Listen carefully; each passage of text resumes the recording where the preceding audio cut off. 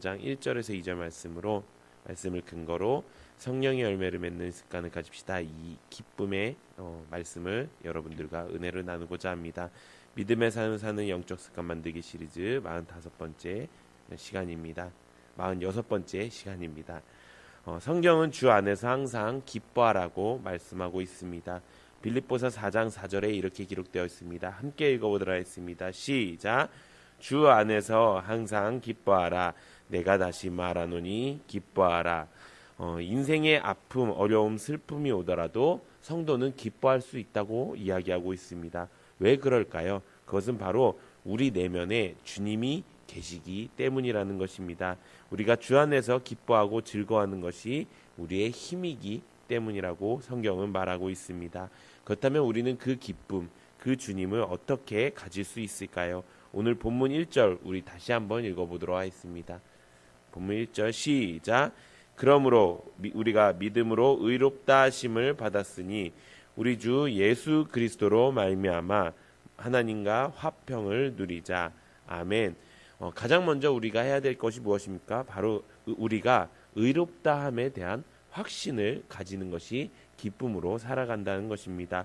의롭다함을 믿는다는 것은 무엇일까요? 그것은 바로 하나님과 우리 사이에 더 이상 죄가 없다는 것을 믿는 것입니다.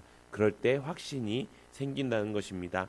하나님께서는 더 이상 우리를 죄인으로 보지 않으시고 우리를 의인으로 봐주신다는 것입니다. 이것을 구원의 용어로 칭의라고 합니다. 하나님은 우리를 의인으로 칭해 주셨다고 해서 칭의라고 합니다. 그런데 우리는 어떻게 살고 있습니다? 어떻게 살고 있습니까? 아직도 우리는 죄인처럼 살고 있습니다.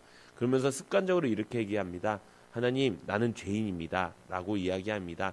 근데 그것은 우리가 구원받았을 때 이미 버려야 될 습관이라는 것입니다. 우리가 지금 가져야 될 습관이 무엇입니까? 나는 아직도 죄인입니다가 아니라 나는 이제 의인입니다 라고 말하며 살아야 된다는 것입니다. 내가 어떤 사람인지 정확히 알아야 우리 안에 진짜 기쁨이 찾아오고 진짜 성령의 열매를 맺을 수 있다는 것입니다. 우리의 모든 죄를 하나님은 그리스도로 말미암아 다 용서해 주시고 더 나아가 우리를 사랑받는 아들의 위치로 세워주셨다는 것입니다. 이것을 우리가 온전히 믿을 때 기쁨이 생긴다는 것입니다. 하나님께서는 더 이상 우리에게 진노하시는 분이 아니시고 우리를 아들 삼아 주셨고 하나님이 우리의 아버지가 되어 주셨다는 것입니다. 우리 로마서 8장 15절 함께 읽어보도록 하겠습니다. 시작. 너희는 다시 무서워하는 종의 영을 받지 아니하고 양자의 영을 받았으므로 우리가 아빠 아버지라 부르신지느니라. 아멘. 우리에게 죄인의 모습이 아직도 남아있다면 그것은 하나님의 아들이 하나님의 자녀가 되는 것을 포기한다는 것과 마찬가지라는 것입니다. 하나님을 믿게 되었고 예수님이 우리를 위해서 십자가에 못 박혀 달려 돌아가셨다는 것을 우리가 믿었다면 우리는 더 이상 죄인이 아니라 의인이라는 것입니다. 단 죄를 짓는 것들에 대한 문제가 있습니다. 그럴 때 우리가 무엇이라 칭함받습니까? 바로 용서받은 의인이라고 칭해야 된다는 것입니다. 우리 입에서 더 이상 나는 죄인입니다라는 말이 없이 나는 용서받는 죄인입니다. 내 안에 죄가 묻을 수는 있지만 내가 다시 죄인이 될 수는 없습니다. 내가 하나님의 자녀, 하나님의 아들이 되었다는 것이 더 이상 인정되지 않는 삶을 살지 않겠습니다 라고 고백하는 것이 우리에게 기쁨이 넘친다는 것입니다. 하나님이 우리의 모든 죄를 용서하셨고 하나님이 나를 영원히 사랑하신다는 것을 확신할 수 있을 때 그때 기쁨과 평안이 생긴다는 것입니다. 우리가 한 죄, 우리가 한 모든 말, 우리의 동기, 행위, 이 모든 악한 것들은 이미 우리에게서 예수님에게로 옮겨졌고 예수님께서는 그럼 우리의 모든 죄를 담당하시고 십자가에 못 박혀 죽으셨다는 것입니다. 이것이 단지 칭의로만 끝나는 것이 아니라 하나님께서는 그리스도의 의와 거룩함과 순결함과 지혜를 우리에게 선물로 허락하셨다는 것입니다. 그렇기 때문에 우리는 그 진리를 믿는 것이 기쁨으로 사는 삶인 줄로 믿습니다.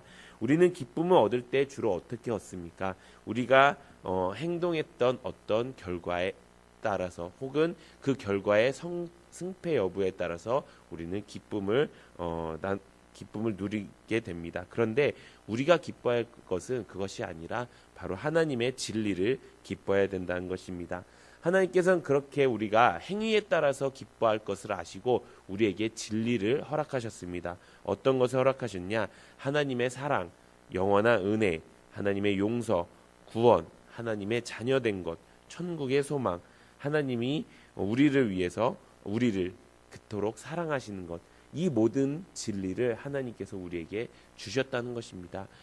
다시 말하면은 우리가 기뻐할 것은 우리의 눈에 보이는 현상이 아니라는 것입니다. 우리가 기뻐할 것은 하나님이 우리에게 풍성히 주신 그 진리만으로도 우리는 충분히 기뻐할 수 있다는 것입니다. 그렇기 때문에 우리는 항상 기뻐할 수 있는 것입니다. 왜 그렇습니까? 진리는 변하지 않는 것이기 때문인 것입니다. 진리가 변하지 않는다는 것은 우리의 기쁨도 변하지 않는다는 것입니다. 그런데 우리의 기쁨을 뺏어가는 한 가지가 있습니다. 그것은 무엇입니까? 바로 죄악이라는 것입니다. 영원히 죄 용서함을 받고 구원함을 받았는데 죄가 우리의 삶에 다시 들어오게 된다면 그때 기쁨이 없어진다는 것입니다. 하나님의 사랑은 우리가 어떻게 하든지 상관없이 우리를 사랑해 주실 것입니다. 그런데 우리가 죄를 지을 때 하나님은 어떻게 되실까요? 하나님은 아파하실 것이고요. 우리의 심령은 가난해질 것입니다. 그리고 우리의 심령 안에 있는 그 진리의 기쁨은 없어지고 삶이 메마르게 될 것이라는 것입니다. 그렇기 때문에 우리에게 하나님께서 주신 것이 무엇입니까? 바로 예수 그리스도로 우리가 회개하는 것입니다. 또 하나님과의 바른 관계를 가질 수 있는 말씀을 주신 것이고요. 또 이것을 함께 할 수 있는 공동체를 주신 것입니다. 그렇기 때문에 우리의 신앙생활이 중요한 것입니다. 그냥 예수 믿고 구원받았으니 천국 가면 되는 거 아니야 땡이지 라고 생각하는 것이 아니라 정말 우리가 이 구원을 이루어 가야 된다는 것, 이것이 중요하다는 것입니다. 하나님과의 바른 관계를 맺기 위해서 가장 중요한 것은 바로 우리 안에 있는 예수 그리스도에 대한 확신이라는 것입니다. 소망이라는 말의 원뜻은 확신이라는 뜻입니다. 그래서 하나님 말씀에 소망을 둔다는 것은 하나님의 말씀을 내가 확신합니다 라는 말이라는 것입니다. 하나님의 자녀는 흔들리지 않는 확신 때문에 항상 기뻐할 수 있다는 것입니다. 어떠한 일이 우리에게 찾아오더라도 모든 것이 합력하여 선을 이루겠다는 하나님의 말씀을 우리가 소망하고 그것을 확신하기 때문에 우리는 어떠한 상황에도 기뻐할 수 있다는 것입니다. 이 모든 것이 우리의 유익을 위해서 움직이고 있다는 하나님의 말씀에 대한 확신이 있기 때문에 우리는 기뻐할 수 있습니다. 우리의 기쁨의 근원이 오직 예수 그리스도이고 그 예수 그리스도가 우리 안에 있다는 것을 우리가 확신하기 때문에 우리는 기뻐할 수 있습니다. 또 어떻게 기쁨을 가질 수 있을까요? 주님을 구하는 것이 우선권이 될 때 우리는 기쁨을 가질 수 있습니다. 우리의 사역과 성공이 우리의 노력과 우리의 어떤 행위로 결정되는 것이 아닙니다. 그것은 우리 안에 있는 예수 그리스도가 얼마나 우리 안에서 운행하시고 또 얼마나 우리 안에서 역사하시는지에 따라서 다르게 된다는 것입니다. 그렇기 때문에 우리는 우리 안에 있는 예수 그리스도가 얼마나 나를 위해 나와 함께 하고 계시는지를 아는 것이 우리 안에 기쁨이 넘치는 일이라는 것입니다. 사역을 하다 보면 사역에서 지친 사람들을 만나게 됩니다. 그런 사람들의 특징은 무엇일까요? 그 사람들의 특징은 하나님을 만나는 것, 예수님을 만나는 것, 그 진리를 찾는 것보다 사역이 더 먼저였기 때문인 것입니다. 사업이 먼저인 사람은 사업이 잘 될 수도 있습니다. 그런데 안 되거나 항상 걱정하는 상황 가운데 놓여집니다. 인생의 최상의 삶은 하나님이 주시는 것을 구하는 것이 아니라 주님을 찾고 주님과 함께하는 것을 구할 때 인생의 참 최선의 삶을 살 수 있다는 것입니다. 우리는 영혼으로 살아가는 사람입니다. 아멘이십니까? 우리는 영혼으로 살아가는 사람이기 때문에 사람의 노력과 육신의 방법으로는 절대로 기쁨을 찾을 수가 없습니다. 우리는 영으로 살아가는 사람이기 때문에 내 안에서 영을 움직이시고 내 안에서 영을 건강하게 만드시고 내 안에서 영의 기쁨을 찾게 하실 그 예수 그리스도를 우리가 찾는 것, 그것이 기쁨으로 사는 삶의 시작인 줄로 믿습니다.